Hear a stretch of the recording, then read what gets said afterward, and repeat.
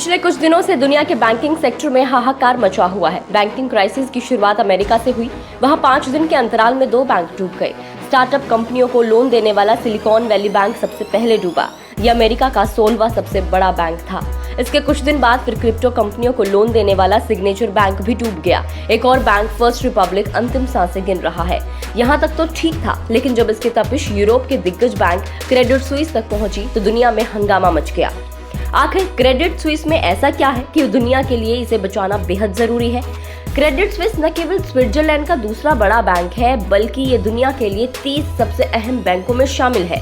Financial stability board हर साल 30 ऐसे बैंकों की लिस्ट जारी करता है जो दुनिया की फाइनेंशियल हेल्थ को दुरुस्त रखने के लिए अहम होते हैं। इन्हें ग्लोबल सिस्टमैटिकली इम्पोर्टेंट बैंक या GSI भी कहा जाता है। ये ऐसे बैंक हैं जिन्हें दुनिया किसी भी कीमत में डूबने नहीं दे सकती है। इन लिस्ट में शामिल एक बैंक भी डूब गया तो दुनिया के फाइनेंशियल सिस्टम में सुनामी आ सकती है। यही वजह है कि स्विट्जरलैंड की सरकार हर हाल में इस बैंक को बचाने में लगी है। उसने ही क्रेडिट स्विस और UBS के बीच डील कराई है। इन बैंकों की अगली लिस्ट इस साल नवंबर में आएगी। GSIB की लिस्ट में यूरोप के 13, नॉर्थ अमेरिका के 10 और एशिया के 7 बैंक हैं। नॉर्थ अमेरिका की बात करें तो 10 में से 9 बैंक अमेरिका के हैं, जबकि एक बैंक कनाडा का है। अमेरिकी बैंकों में JP Morgan, Bank of America, Citigroup, HSBC, Goldman सैक्स, Bank of New York, Morgan Stanley, State Street and Wells Fargo शामिल है। वहीं एशिया में 4 बैंक चीन के और 3 बैंक जापान के हैं। चीन के बैंकों में industrial and commercial bank of China, agricultural bank of China, China construction bank और बैंक ऑफ चाइना शामिल है। हालांकि इस लिस्ट में भारत का एक भी बैंक नहीं है।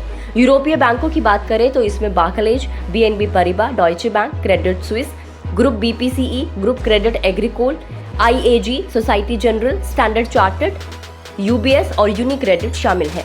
जिस तरह ग्लोबली जरूरी बैंकों की रिपोर्ट तैयार की जाती है, ऐसे ही हर देश का अपना DSIB यानी डोमेस्टिक सिस्टमैटिकली इम्पोर्टेंट बैंकों की लिस्ट जारी होती है। इसका मतलब है कि वो बैंक जो उस पर्टिकुलर कंट्री के लिए बेहद खास है। तो ऐसे में दुनिया के केंद्रीय बैंक भी अपने देश के लिए एक सिस्टमैटिकली इम्पोर्टेंट बैंकों का चयन करते हैं।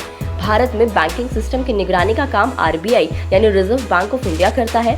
उसे जिस बैंक में भी गड़बड़ी दिखती है वो उसे तुरंत सुधार करने के लिए कहता है। RBI की सख्ती के कारण भारत अब तक ग्लोबल क्राइसिस से अछूता रहा है। भारत में अधिकांश बैंक सुरक्षित हैं, लेकिन फिर भी सभी बैंक एक तरह के नहीं हैं। RBI ने खुद 3 बैंकों SBI, ICICI बैंक और HDFC बैंक को सिस्टमैटिकली इम्पोर्टेंट बैंक माना है। इन्हें देश की इकोनॉमी के लिए अहम माना गया है, यानी RBI कभी भी इन बैंकों को डूबने नहीं देगा। इसी तरह चीन ने 19 बैंकों को SIB लिस्ट में डाला है। तो यही वजह है कि क्रेडिट स्विस और ऐसे बैंकों को बचाना बेहद जरूरी है पूरे ग्लोबल के लिए। इस रिपोर्ट में इतना ही। आपको रिपोर्ट कैसी लगी हमें कमेंट करके जरूर बताएं। अगर आप इस वीडियो को फेसबुक पर देख रहे हैं तो फेसबुक पेज को लाइक करें, और अगर आप हमें यूट्यूब पर देख रहे हैं तो गुड रिटर्न्स के यूट्यूब चैनल को सब्सक्राइब करना ना भूलें।